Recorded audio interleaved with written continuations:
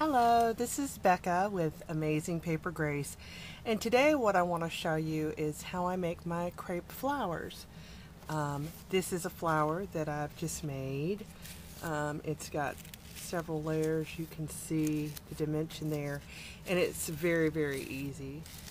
Now, I haven't seen crepe paper in a number of years, and I was recently able to find it in the craft store and the possibilities. So anyways, these are the supplies we're going to need.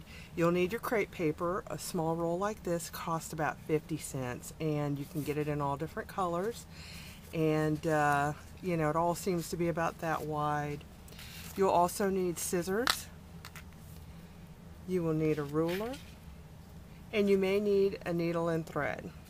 So to get started, what I did is, with my ruler, I measured out a yard of the crepe paper, and that seems to give you enough to work with. Now, the flower that I made on this card is not quite as wide as this. I cut it down some. If you were to make a full width flower, it would look something like this. And that's quite big, and you may want that, but if not, go ahead, and this is the time to actually cut the crepe paper down, and all you'll do is just fold it several times. Take your scissors and just trim off some. Whatever you trim off, save, because you can use it another day. And then the easiest thing that I found, rather than mess with it and fold it and fiddle with it, is just to go to the sewing machine. Go to the sewing machine and just sew one seam with your longest stitch setting, just a straight stitch, and it takes about 30 seconds, so it's very easy. If you don't have a sewing machine, of course you can sew it with a needle and thread by hand, and so you will end up with something that looks like this. And what you'll do is you'll just separate out one of the tails, and always be sure that you're pulling on the same tail, and you'll just start to pull.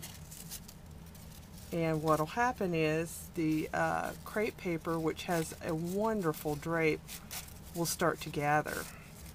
And so you'll just adjust your gathers, pulling them all the way down this line. The object is to pull enough gathers into it that the crepe paper will curve around on its own, just making the construction of the flower very easy.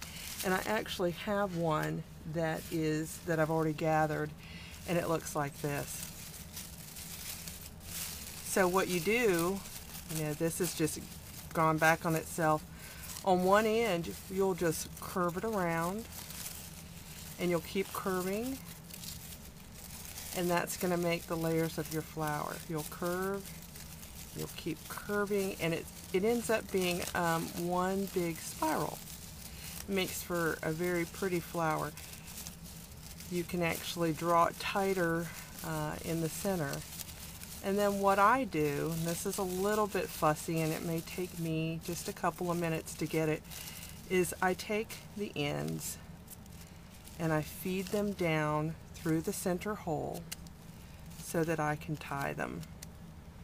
So let's see if I can get them down there. I've used a crochet hook for this in the past, and that seems to work pretty well. I think I have 2 more threads to get down there.